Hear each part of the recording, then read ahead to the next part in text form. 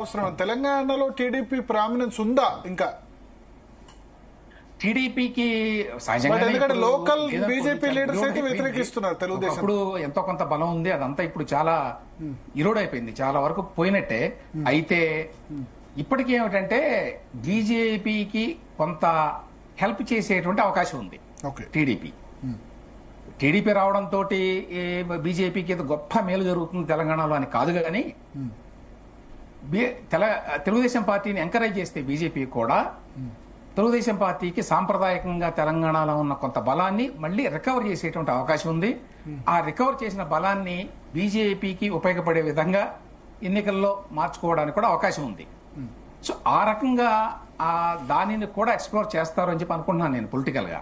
దీన్ని ఒక అవకాశం ఉన్నప్పుడు కానీ నెగటివ్ కూడా అట్లా జరిగే అవకాశం ఉంది కదా. తెలుగుదేశంతో పొత్తు పెట్టుకుంటే కేసీఆర్ ఆల్రెడీ స్టేట్మెంట్లు ఇస్తూ వస్తున్నారు కదా. అవును, చంద్రబాబు ఏదో రూపంలో అడుగు పెట్టాలని చూస్తున్నారు. బీజేపీకి నెగటివ్ కూడా అయ్యే అవకాశం ఉంది కదా. Same time local BJP leaders అయితే తెలుగుదేశంతో పొత్తుకు సిద్ధంగా అయితే ఉన్నట్టుగా అనిపించట్లే వాళ్ళు ఏ దశలో కూడా.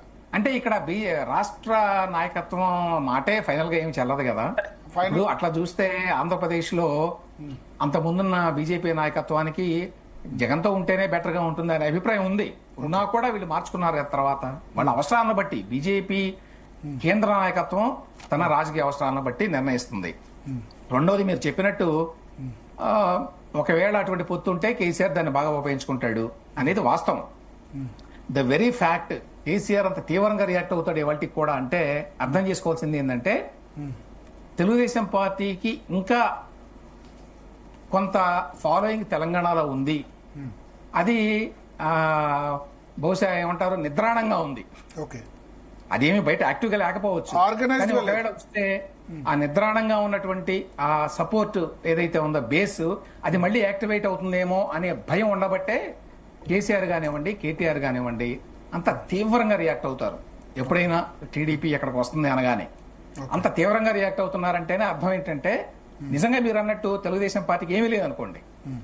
అంటే మామూలుగా అయితే మనకు అందరికీ అర్థమవుతోంది ఇవాళ తెలంగాణలో తెలుగుదేశం పార్టీకి పెద్దగా ఏమి అక్కడ సపోర్ట్ బేస్ ఏమి లేదు.